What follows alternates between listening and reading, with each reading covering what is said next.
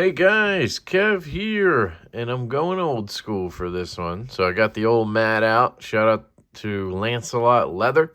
This is the OG disassembly mat from Lancelot Leather. We worked on this design together. It's pretty cool, kind of a throwback here.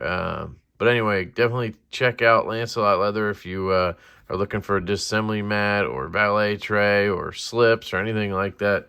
Good dude. So I had somebody on Instagram ask me how to spidey flick. So I posted a video where I was flicking all the nibblers I have.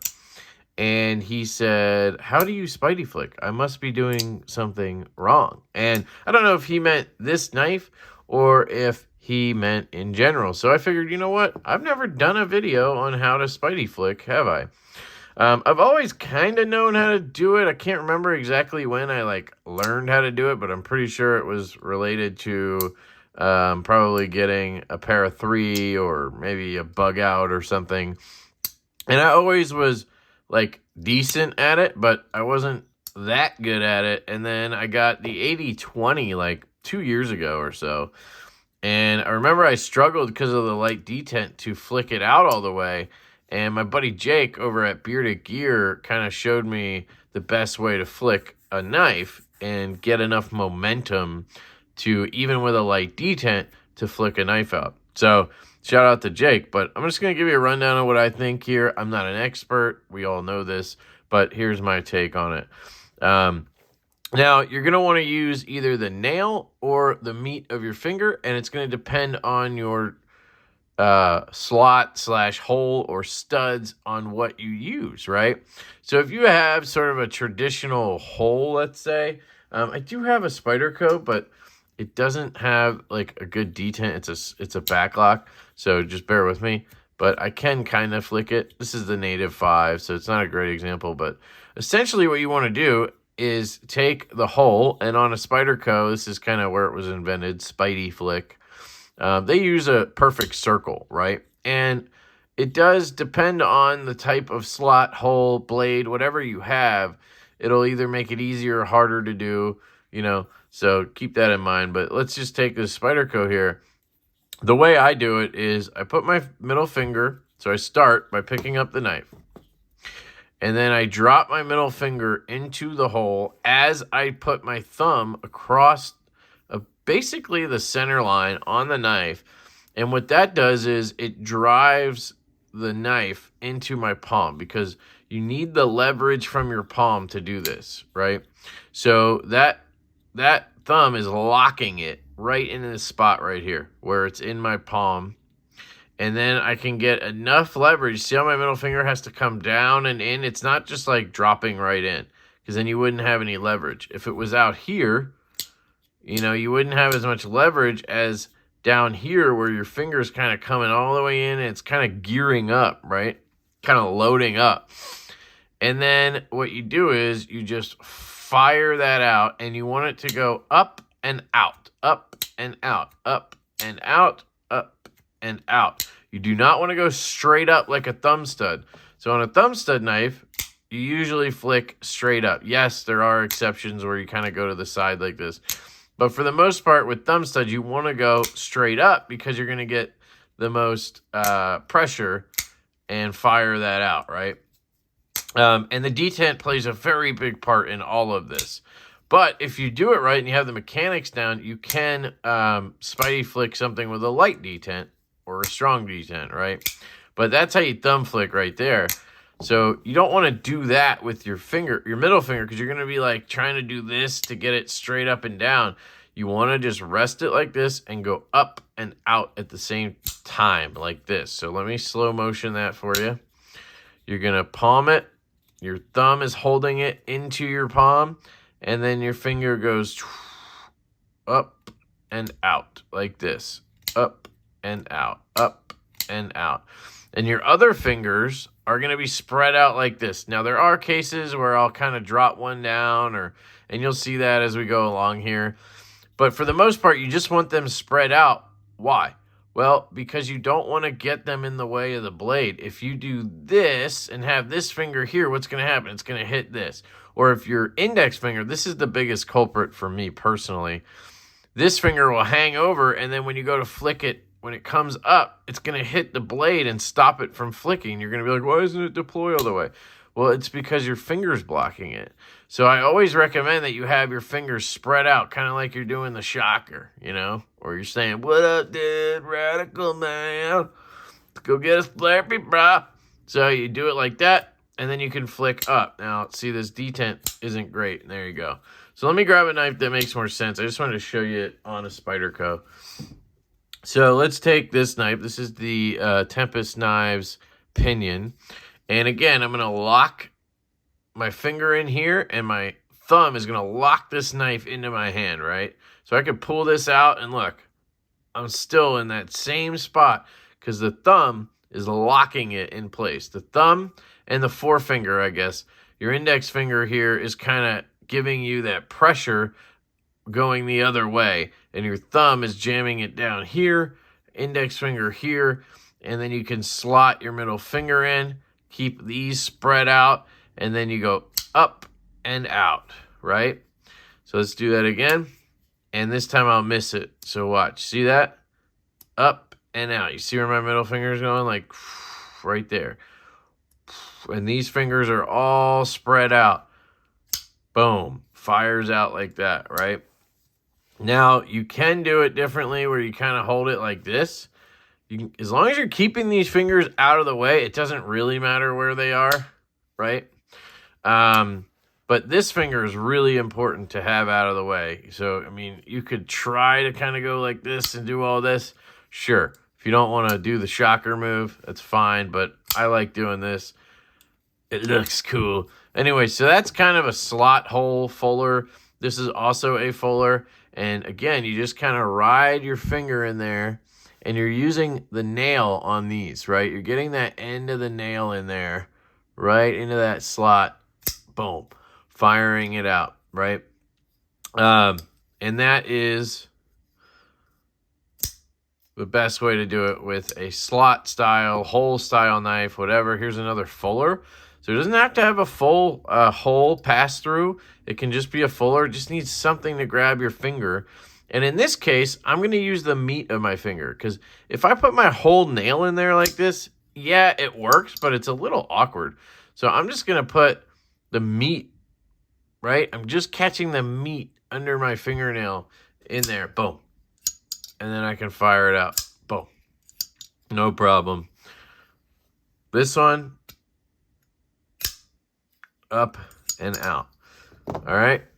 So this is an example of where you're going to use the meat of your finger. Now, you can do it both ways. If you want to get your finger all the way in there and do it, you can.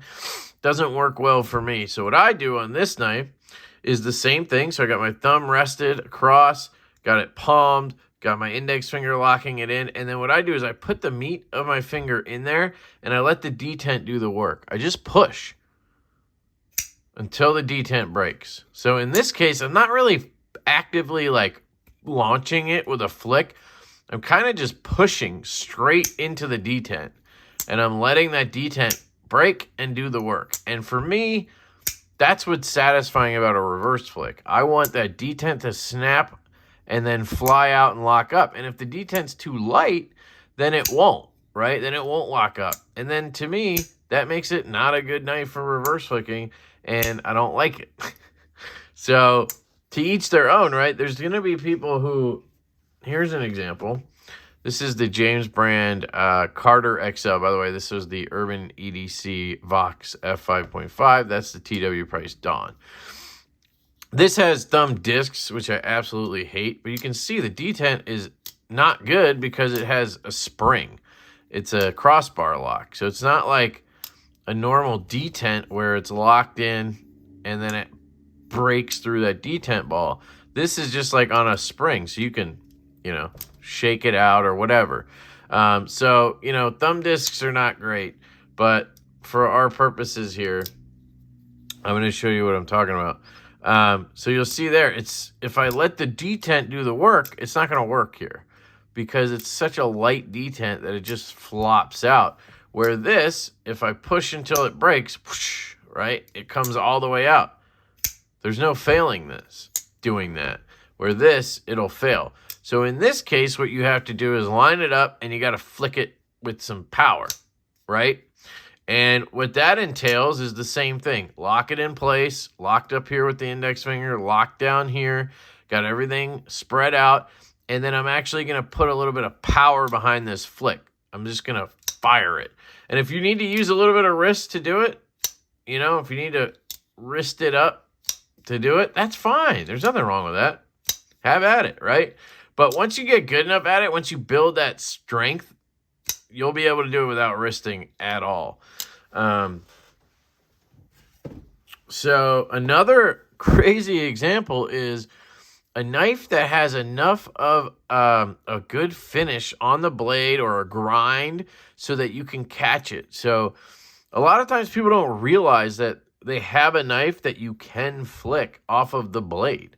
So in this case, this is a Trevor Berger Urban Custom, and it has a full hollow grind. So this grind is hollow, which means it's indented a little bit, right? They took a wheel and cut into it. So it literally has a concave pattern to it or whatever. So what that means is your finger will catch a little bit on that blade. Even though it's a hand satin, which normally is terrible for catching your finger, what you can do with this is get your finger just on the blade. I'm just on the blade finish there, and it'll fire right out. This is one of the best reverse flicking knives there is. And it has no hole, no stud, nothing. Even left-handed, it works really well. But it's a different type of flick. You have to get used to it. You're kind of dragging your finger across, and you're pushing this way. You're really putting pressure up, and then you're firing out.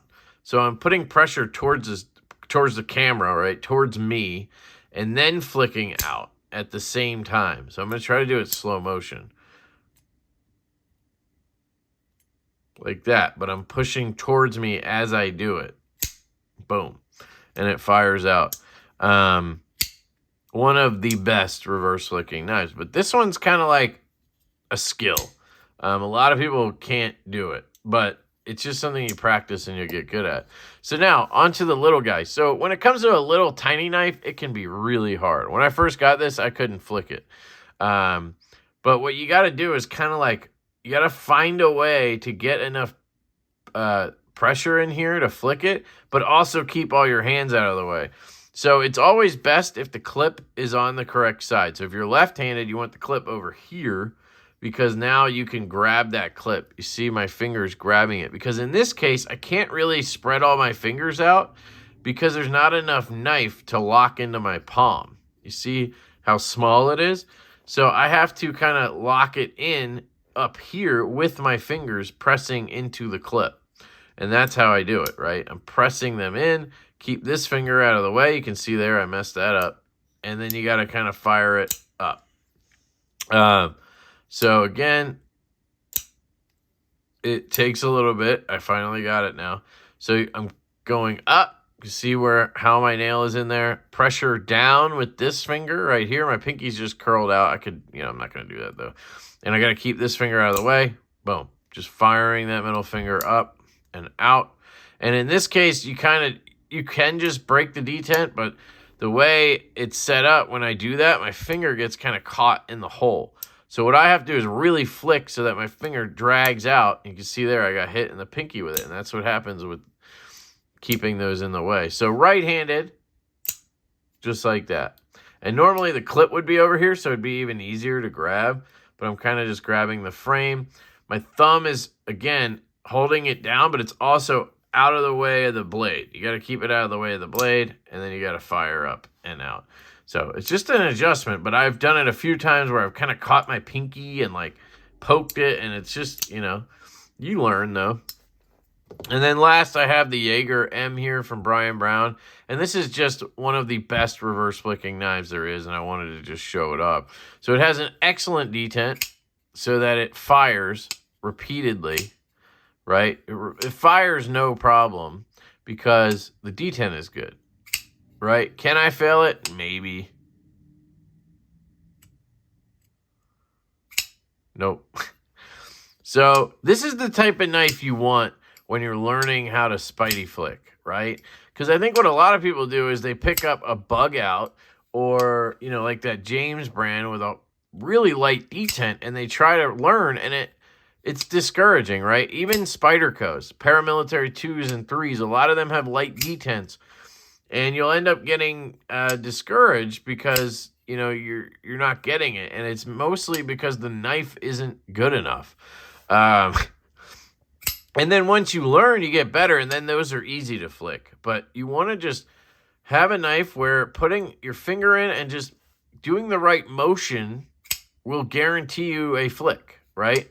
Because the detent is good, it guarantees it's going to work. And because I love reverse flicking so much, it's kind of been brought into my own designs that I work on with Divo knives, where this knife is basically designed to fit your finger perfectly in this hole and fire it out. Right? This one has a really strong detent. That's why I kept it that, and it was a little off center. Not anymore, though. But you can see how that fires out. Here's another example. This is the Growler design. This one has a little bit of a bigger hole.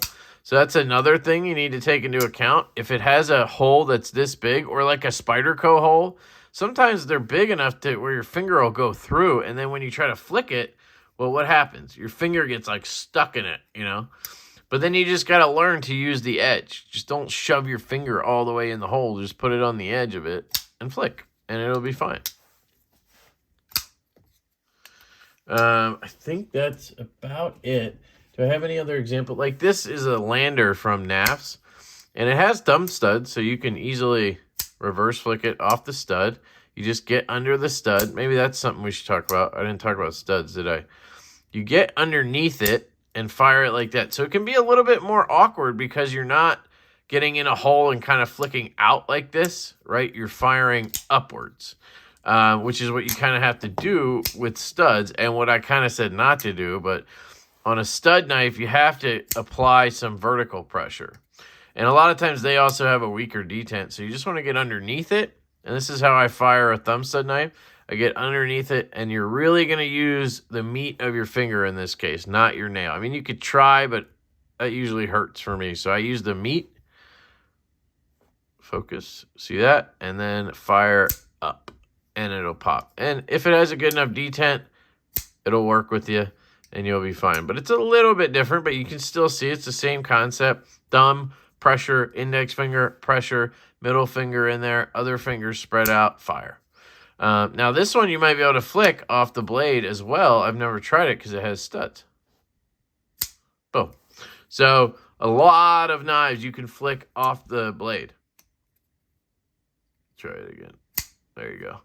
A lot of Kubies, a lot of Kaisers. If it has enough blade there and it's not like a very polished finish, it's usually fairly easy to flick off of the finish. So that's something. One other one would be the Malibu. A lot of people don't know you can flick off the blade on the Malibu. This one has a very stout spring, so I don't think I'll be able to do it on this one.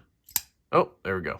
So you just kind of dig in and then fire out. And see, I got it the first time, but no, it's not going to work. Try it right-handed. All right, I give up.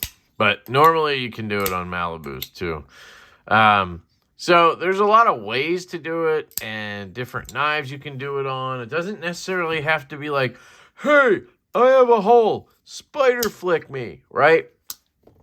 It can be simple like this and just have a hollow grind. That, dude, this thing, I'm telling you, it's more reliable to flick than a lot of knives with holes. That was my ring finger, by the way. You can use your ring finger on a lot of knives.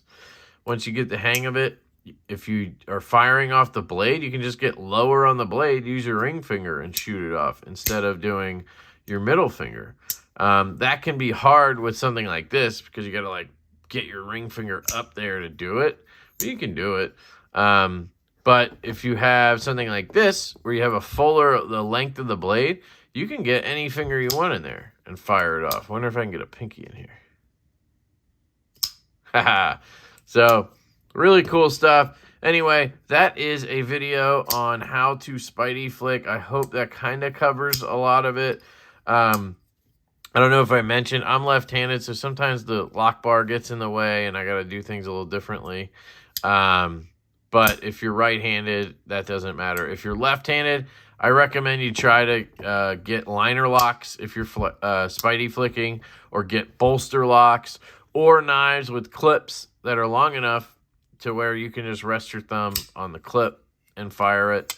So there are ways around it being right-handed and still be able to spidey flick it. So real quick, I'll fire each one and then we'll wrap this up. There's the Jaeger from Brian Brown. The Nibbler from Giant Mouse. See if I can get them all without failing. This is the TW Price Dawn. This is the Tempest Knives Pinion. Oh, let's see if we can lay it in. Oh, God. Okay, good. This is the Craig Brown Knives FSD Mini. This is the Burger Urban Custom. This is the, well, this is going to be hard right-handed. This is the Best Tech Knives Tonic. Ah, I got it.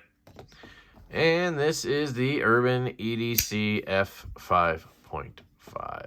So let me know what you guys think down below. If you're an expert, obviously this video didn't help you much. Or if you're a veteran, whatever.